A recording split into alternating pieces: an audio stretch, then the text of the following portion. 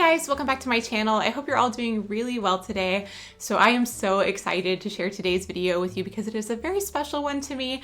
I ended up getting to do a super fun project recently. Last week, my little sister got married and I got to do a really fun dress project for her rehearsal dinner dress. So there's a little bit of a backstory to this dress, so let me just tell you a little bit about it and then I will show you how I restored this piece. So last year for my birthday, my older sister bought me this amazing vintage piece off of Etsy. It was a beautiful red velvet vintage 1930s evening gown. And it was just so beautiful, but it did not fit me. It was way too small for me. So last year I thought I would try to see if I could resize it and make it into a project that would fit me, but it just was not working out. And I got pretty frustrated with it and ended up putting it away for the rest of the year. But then a few weeks ago, my younger sister Keely, who was getting married, was talking about how she didn't have a dress picked out for her rehearsal dinner. And something just clicked in my mind and I wanted her to try this one on and just see what she thought about it. So we got it out and she tried it on and it fit her like it was made for her. It was absolutely perfect, but it was taken apart because I had started to work on it last year. So I knew I was going to need to put it back together if she wanted to wear it. So not only was the dress taken apart, it did have some issues, some tearing here and there. Overall though, for a piece of its age, the fabric was in really good condition, so there wasn't too much that I had to do. So I decided to try and put it back together because she really liked it and wanted to wear it, and I was so excited about that. So I went ahead and recorded the whole process, and just to make it even more fun, I also did the whole project using a 1930s sewing machine, which was so fun to figure out. This sewing machine is a Singer Featherweight, which was given to my mom by her next door neighbor, which was so kind, and it works so well. It's a really great sewing machine, and I actually think I might end up using it for future projects because it's really compact and easy to use. So I'll show you a little bit of that in the video as well. But I just thought it would be fun to repair the 1930s dress on a 1930s sewing machine. So let's go ahead and get into the project, and then I will be back to talk a little bit more about how it turned out at the end. Here's a look at how the dress started out when I first started on this project. The previous year I had removed the bodice from the skirt and taken the zipper out, and you can see that there are a lot of places where the fabric is just not sound. There are tears in it, tears in the seams, and different things like that. So there were quite a few things that needed to be repaired.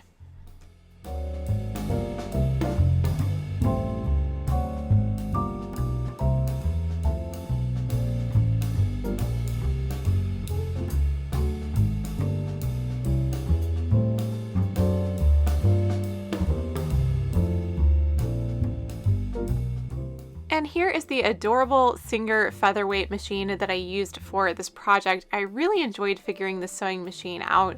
I was able to determine that it was from the 1930s by looking up the serial number on this machine, and it was really fun to use. I really liked the outcome of sewing with this.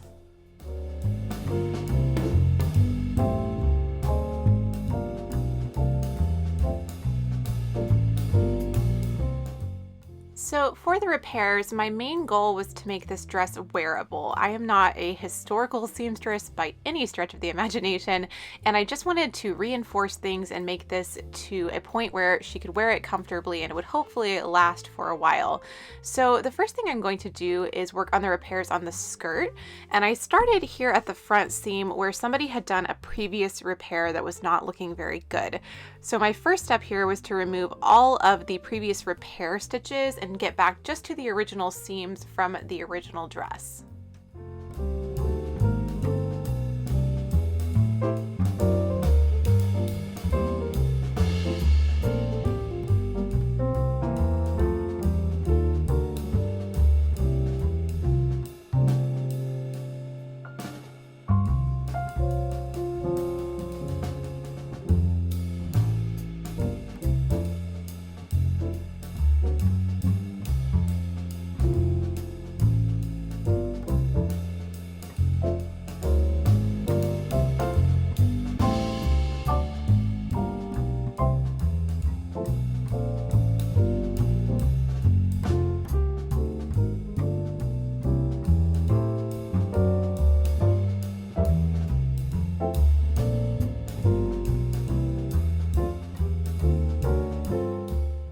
And as I tore away all of the old stitching, I discovered that this original repair was covering up both a tear in the fabric and probably the seam being out here.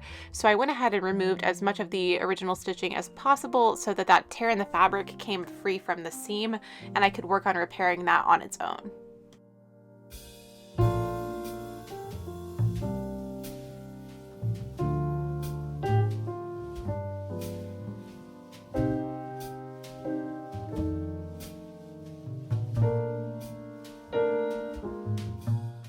And here's what this looked like once I had removed all of the old repair. And this was actually within the seam allowance, so all I needed to do was to sew up the seam allowance after reinforcing it. Before I worked on that though, I went ahead and removed the peplum from the top of the skirt because I noticed a lot of damage on the top of the skirt, and I wanted to make sure that everything stayed really nice and strong and secure at the waistline seam. So I removed this so I could work just with the skirt piece.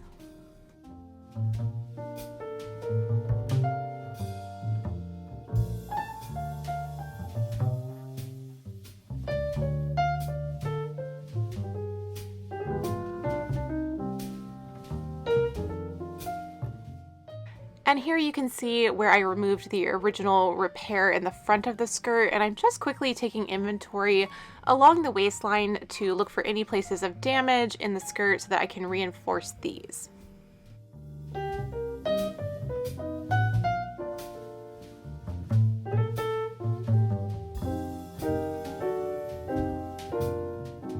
And to add a little bit of strength to all of these compromised areas in the fabric, I decided to use featherweight fusible interfacing. Now, I don't know if this is the technical correct way to do this. It just seemed like it would work well and make this a little bit more wearable, so that's what I decided to do. So I'm just cutting some small patches of interfacing that I can fuse to the dress to make these areas a little bit more strong and secure before sewing them all back together. Now, to attach my interfacing, since this is velvet fabric, I laid down a base layer of some extra velvet fabric that I use for pressing, and then I could just place my fusible interfacing over the repair point and then use steam from the iron to attach it, trying not to put the full weight of the iron on the velvet because I didn't want to crush the velvet. So I'm trying here more just to use a little bit of heat from the iron and press the interfacing in place with my fingers.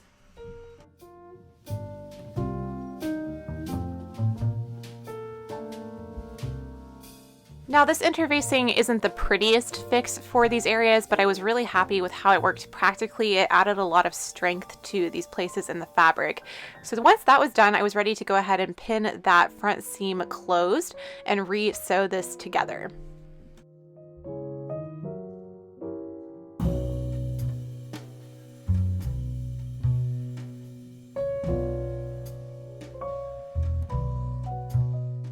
I also found a little hole in one of the side seams. This was just where the thread had come undone, so I sewed this up as well. I also checked the peplum seams for any stitching that had come undone. There were a few areas that needed to be re-sewn here also, so I did this at the same time.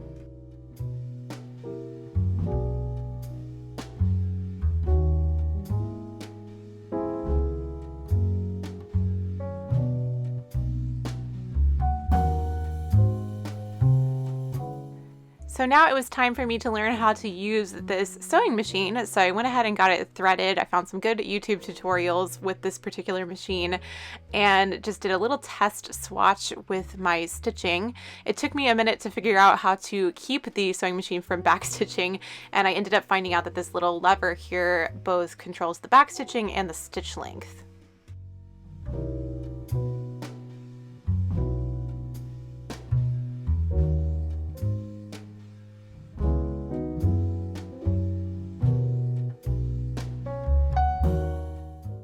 And with the sewing machine ready to go, I could go ahead and make all of these little repairs in the stitching. Now for the front repair, I decided to start from the bottom of the skirt and go upwards so that I could follow the same stitching line and make sure everything stayed nice and even.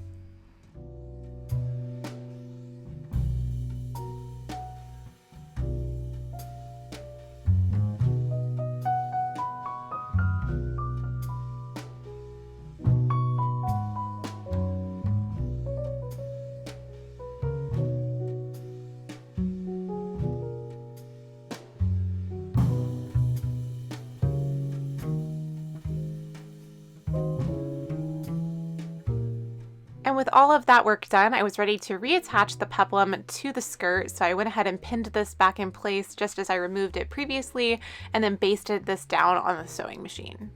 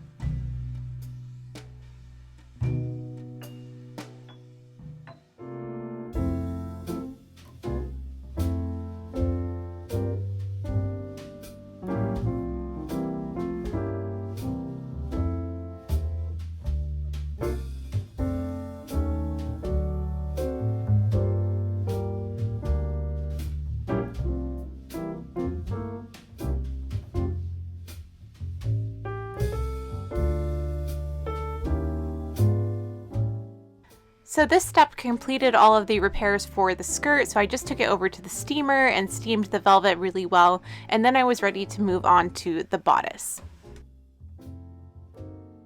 So the area of the bodice that I was most concerned with is this place on the shoulder where the fabric looked like it had actually rotted a little bit, and I knew I was going to need to remove this part of the fabric.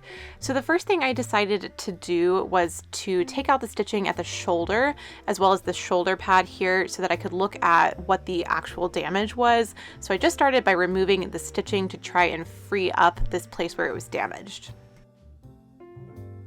So the way this neckline is created is there is some hem tape that's sewn around the neckline and then turned towards the inside and tacked to the shoulders. So I'm removing that hem tape from the damaged area here. And I knew that since I was going to have to cut away this fabric, it would change a little bit of the silhouette of the neckline. So I just made sure to repeat this on the other side. So I'm cutting away any of the fabric that is affected by whatever damage this is so that I can make sure it doesn't spread, hopefully.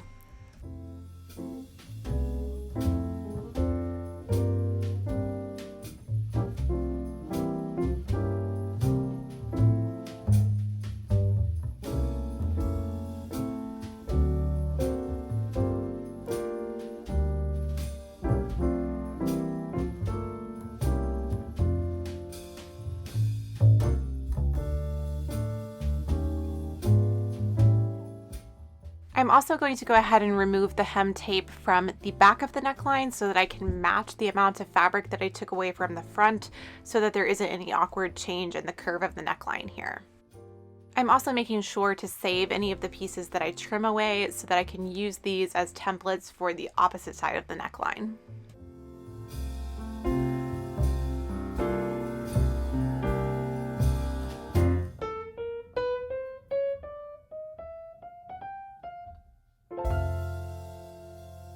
So now to finish this neckline, all I have to do is reattach these two pieces of hem tape to each other and then reattach them around the neckline.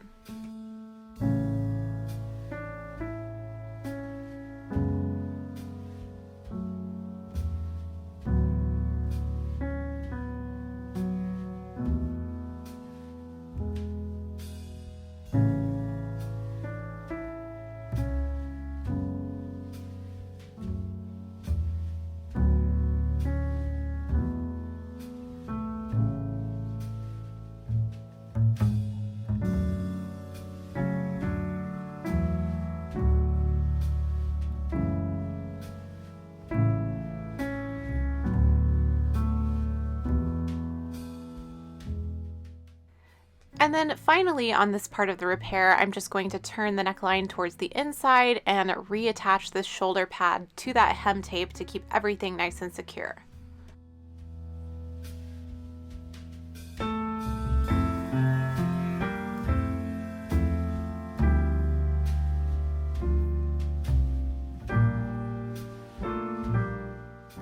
And here is how this repair turned out. I was so happy with this area because I was really concerned that it would be hard to disguise that it was so damaged, but I don't think you would ever know. I made a couple of other little seam repairs to the bodice, just like I did on the skirt, and then I took this over to the steamer just to make sure all of the velvet was steamed nicely before reattaching the bodice to the skirt.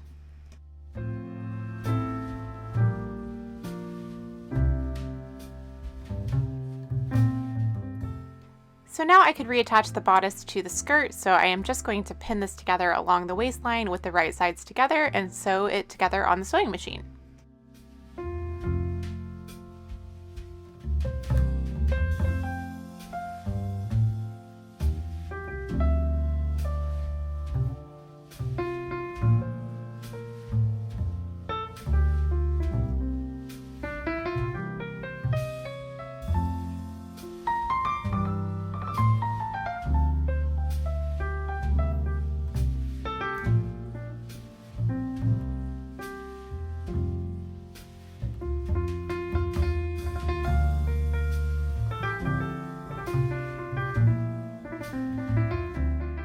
And once I had stitched the waist seam, the last thing to do was to reinsert the original zipper, and this project was done.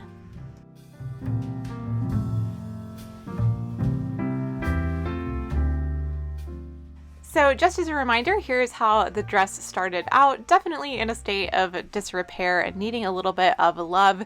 And here is how it looked on my beautiful sister Keely at her wedding rehearsal. I think it turned out so gorgeous, and the style is just perfect for her. She loves the 1930s, and that was part of the inspiration for her wedding in general.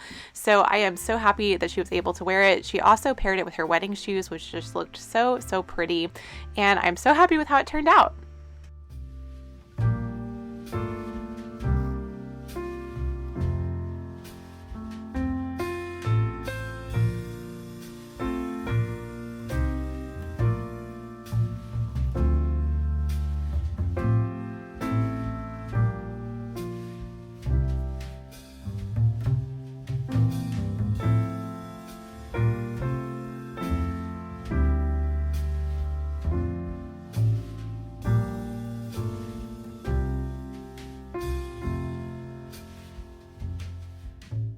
I was so happy with how this dress turned out. It looked absolutely beautiful on my sister. I really think whoever originally made this dress must have been the exact same body type as her because it fit so well.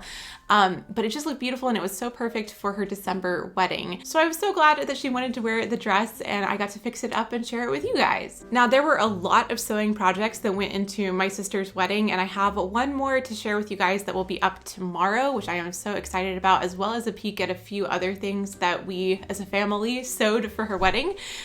So I'm really excited about that. So come back tomorrow for that video. But thank you guys so much for watching and spending your time here on my channel today, and I will see you very soon. Bye.